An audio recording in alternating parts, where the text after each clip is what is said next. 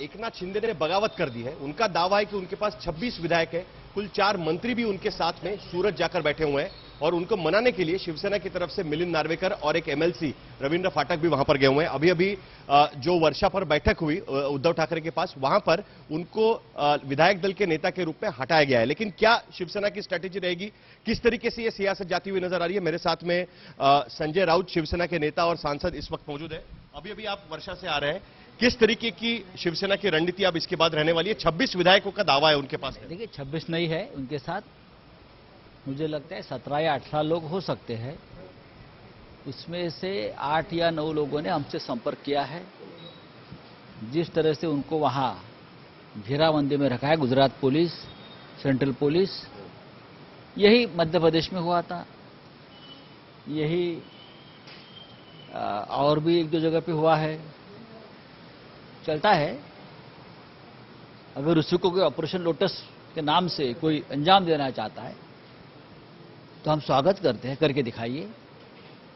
अभी एक विधायक को वहां जो उनके कब्जे में है, वो उसने कल रात को भागने की कोशिश की थी वहां से। देखिए विधायकों की मानसिकता देखिए, वो वहां से भाग रहा था वापस आने के लिए, और भी 4 विधायक उनके साथ थे।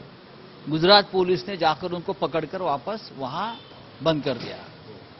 क्या यही ऑपरेशन लोटस है? यही डेमोक्रेसी है?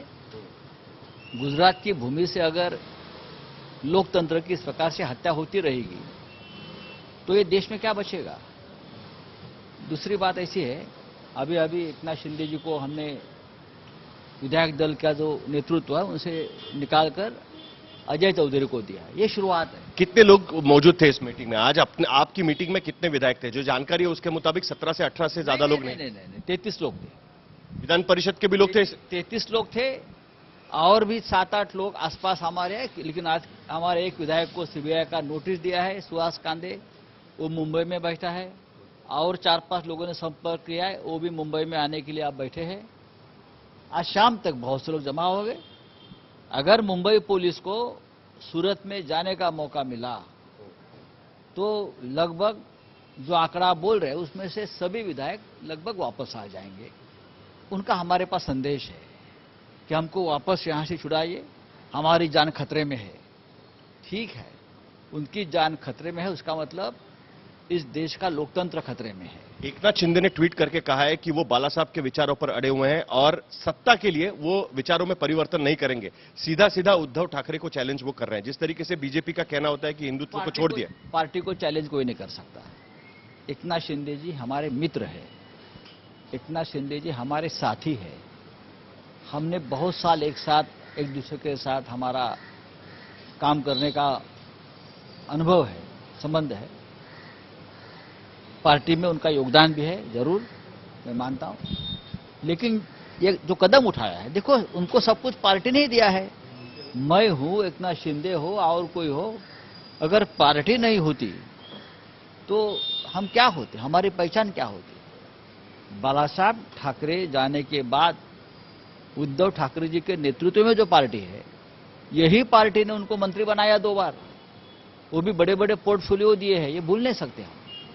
तो ये पार्टी बाला साहब ठाकरे की, ये पार्टी उद्धव ठाकरे की, ये बयान गलत है। पार्टी पार्टी होती है। बाला साहब जी के पास साथ उद्धव ठाकरे जी पार्टी का लीडरशिप कर रहे हैं। क्या उनको वापस पार्टी में लाने की कोशिश की जाएगी या उनको पार्टी से निकाल दिया जाएगा? अब तक हमने देखा हुआ है नारायण राणे को पार्टी से निकाल दिया गया था, छगन भुजबल को पार्टी से निकाल दिया गया था। क्या एकनाथ शिंदे को पार्टी में शामिल कर लिया जाएगा अगर वो वापस आते कि उनको निकाल? उनको उनके ऊपर कोई एक्शन नहीं ली है, लेकिन जरूर उनके साथ जो मंत्री है अभी जल्द ही उनको उनका मंत्री पद वो खो सकते हैं। एकनाथ शिंदे अपना मंत्री पद नहीं खोएंगे। आज 1-2 दिन में, आज 24 घंटे में क्या होता है देख, लेकिन जो एक्शन लेना है वो ले लेंगे। वहां विधायक उनको मन में डर है। जो खेल चल रहा है, अगर वो खेल चलता रहा तो वहां बाई इलेक्शन हो जाएगी, फिर चुनाव हो जाएगा, वापस चुनाव लड़ना पड़ेगा। इसलिए विधायक डर गए हैं जो सूरत में बैठे हो। हमको बार-बार संजय कुटे वहां पर देखे गए, जो देवेंद्र फडणवीस के नजदीकी हैं, वो वहां पर रिसोर्ट पे पहुंचे हुए और उनको वहां पर देखा गया। मुझे मालूम है ना, यही ऑपरेशन लोटस है ना। आपकी ताकत वापरो, सब कुछ करो और ऑपरेशन करो, ये नहीं चलेगा। ये हम उद्धव ठाकरे के खिलाफ नाराजगी यहां से नजर आती है, क्योंकि राज्यसभा में हमने देखा कि विधायक बोल रहे थे कि उनका ये नहीं रहेगा। यही गुट है, यही 21 लोगों ने क्रॉस वोटिंग किया विधान परिषद में भी। आपने देखा होगा ना, 21 लोगों ने क्रॉस वोटिंग किया है, कांग्रेस और शिवसेना और कुछ लोगों को मिलकर। तो आपने देखा होगा तुरंत उसके बाद उनको गुजरात शिफ्ट कर दिया। लोग जाना नहीं चाहते थे, जबरदस्ती से। एक विधायक तो भागकर आया है, कैलाश पाटिल, आपको मालूम होगा, 4 किलोमीटर चलकर बारिश में वो मुंबई तक पहुंचा है। ये भी घटनाएं हुई है। ये किसी पार्टी को या देश को शोभा नहीं देती।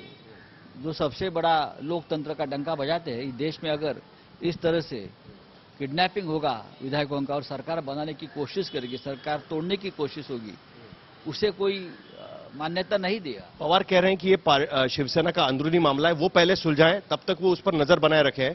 कांग्रेस और एनसीपी फिलहाल दूर से उसको देख रही है।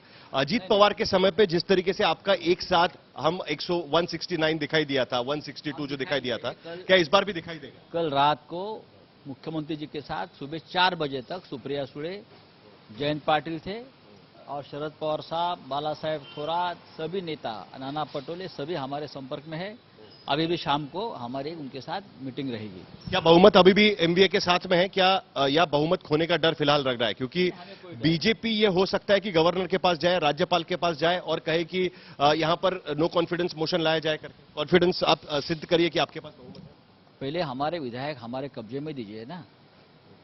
आप वहां छुपा कर रखेंगे, किडनैप करेंगे, दहशत, ईडी, सीबीआई, शिंदे पर कोई कार्रवाई नहीं होगी? सबके ऊपर होगी कार्रवाई। जिसने डिसिप्लिन को तोड़ा है, वो कोई भी छोटा बड़ा आदमी हो, उसके ऊपर पार्टी में कार्रवाई होती है। इसलिए तो आज विधायक दल के नेतृत्व से उनको दूर किया है। कितने मंत्री गए हैं उनके साथ में, आपके पास क्या इन्फॉर्मेशन है? 4 मंत्री गए हैं, दादा भुसे हमारे साथ बैठे थे अभी। दादा भुसे कैसे जाएंगे? शंभूराज देसाई वो यहां पर नहीं नजर आए हैं। अब्दुल सत्तार वहां पर नजर नहीं। और संदीपान बुमरे जी। तो 3 से 4 मंत्री उनके साथ में वापस आ जाएंगे। सब वापस आ जाएंगे आपको? सब वापस। किससे आपका संपर्क हुआ है? क्या उद्धव ठाकरे की बात हुई है एकनाथ शिंदे से? आपने सुबह कहा कि एकनाथ शिंदे से आपकी बात हुई। एकनाथ शिंदे जी से मेरी भी बात हो गई। उनका क्या कहना था, क्यों ऐसा? ना कि एकनाथ शिंदे हमारे साथी है। नहीं, वो ऐसा क्यों कर रहे हैं, क्यों इन्होंने ऐसा किया, उन्होंने क्या बोला? उनके मन में कोई मिसअंडरस्टैंडिंग होगा, हम दूर करेंगे। पार्टी है, सभी ने मिलकर पार्टी बनाई है, सभी ने मिलकर उद्धव ठाकरे जी का लीडरशिप को हमने एक्सेप्ट किया है। बाला साहब के बाद पार्टी को उद्धव ठाकरे जी ने संभाला है, हम सबको संभाला है, तो हम उनके साथ। उनका एक ऑफर यह हो सकता है कि बीजेपी के साथ शिवसेना सरकार बनाए, ये रिबेलियन खत्म हो जाएगा। क्या बीजेपी के साथ सरकार बनाने का कोई भी एक चारा रहता है, ऐसा आपको लगता है? देखिए, भारतीय जनता पार्टी ने छोड़ा हुआ एक शगुफा है। बीजेपी किस हद तक जा सकती है, उसके पीछे बीजेपी तो है। जिस बीजेपी ने हमको 10 बार अपमानित किया है, उनके साथ हम जाएंगे।